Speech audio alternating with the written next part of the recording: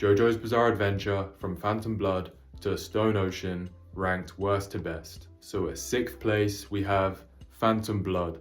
Yes, Jonathan is cool, you know, he started off the whole thing. It's the original JoJo part, but at the end of the day, it was the most boring part to me. Like, I know some of you may disagree, but with all like the hormone stuff, like we didn't have any stands, there was no stands.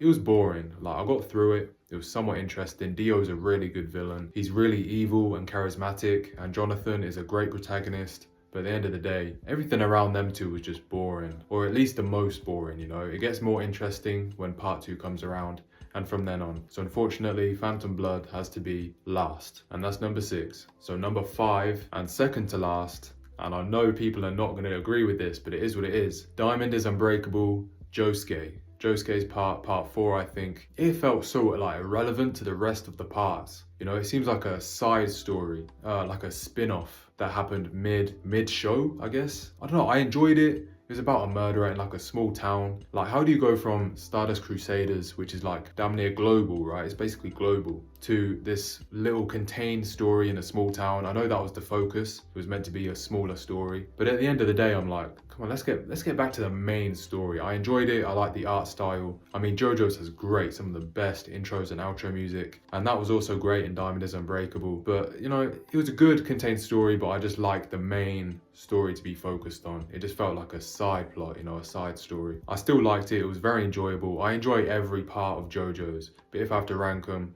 this is second to last, and at number 5, it just felt like it just strayed away from the main story, and other parts don't do that. So yeah, that's number 5. Now at number 4, I have Stone Ocean. I actually don't know if people would agree or disagree with Stone Ocean being this low, but for me, it might have been the way Netflix handled it, like releasing part 1 5 years before part 2 of the same season. Like, the wait was insane. You know, that season was just handled weird, but I don't know, I just don't like it as much as the other parts. I think it's that simple. I like Jolene, I like the villain as well. I like, you know, the prison setting. It was very interesting how, you know, he could make just being in a prison so intriguing and somehow keep us engaged. Because a prison setting is kind of dull, you know, it's just grey. Somehow he made it work. And yeah, I like the characters, I like the side characters, like Weather Forecast. But yeah, it's just not as good as the other seasons to me. There's not really much to it. It was just good.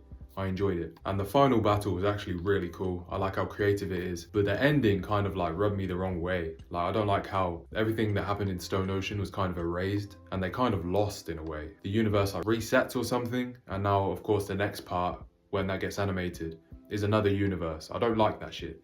So I don't like how it leads into that, even though I've heard that the next season's actually probably the best part. So I'll probably love it, but I don't like how it's not in the same universe. I just like continuity. But anyway, yeah, Stone Ocean is at number 4. Now, number 3, and I feel like this is most people's favorite. Actually, no, it might be the second favorite of most people's. It's not the one you think I'm gonna say. And that is Battle Tendencies. Battle Tendencies is number 3 for me, and that's part 2 with Joseph. This is the part where stands are introduced, and more people really got into the show. And Joseph is a great protagonist. He's very intelligent. Like, he can guess what people are gonna say next or do next or whatever. It is very entertaining, and he's very funny. This is probably the funniest part.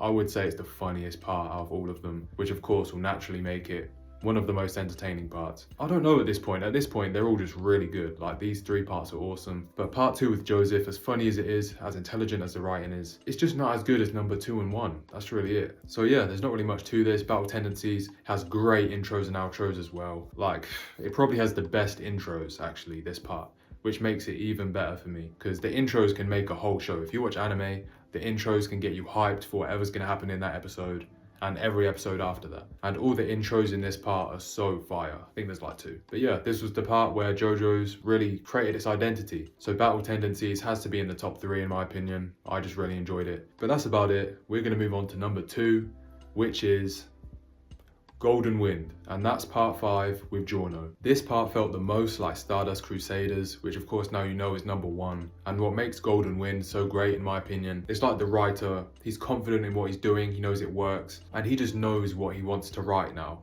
Like, it felt like he knew exactly what he was doing throughout the whole season. You know, he's just doing it now, he's just making the show what it is. And it just felt really together. Everything was really good. from the writing, the characters, the art style, the character designs, all the characters' personalities. Like it was just really entertaining throughout. That's the best way to put it. It's like a polished Stardust Crusaders, but different. I like the crew. Bushiroad's sick. The guy with the gun, I forgot his name, I think it's Mista. If I remember correctly, I think it is Mista. He just has a cool ability, you know, he can shoot and the bullets bend and they're gonna hit the target. He was just cool, he was badass in my opinion. But all of the side characters were very interesting and you cared about every character. Like I'd say Golden Wind is like the one part where anyone could have any character as their favorite and it will be justified. Like every character is a favorite to someone because they're all just that good. The villains are cool. All the stands are really creative, all the scenarios are badass and unique, and it's really easy to follow along where they're going from each location. Like you just really feel in the world. The world building is really good in Golden Wind, you know, so this part's just nearly perfect in my opinion. So it's number 2, and we all know which is number 1. So number 1, of course, is Stardust Crusaders, and this is everyone's favorite. You know, Dio is the main villain, he returns, and throughout the whole of Stardust Crusaders, which is really long compared to the other parts, at least it feels like it, but in a good way. And you just can't wait to see what's going on with Dio, because of course we have history with him at this point. We've seen what he's done, we see where he started, and we just want to see what's going on with him, like what he's returned. How strong is he really? He's got so many people working under him. He's basically just a mob boss at the highest level. And yeah, so that alone will keep you interested. But Jotaro, he's just the most badass character out of all of the main protagonists and all the good guys in JoJo's in general. His fit's clean, he's never worried, he's always serious, he always gets shit done. He's super intelligent as well. And out of all the main protagonists, he sticks around the most.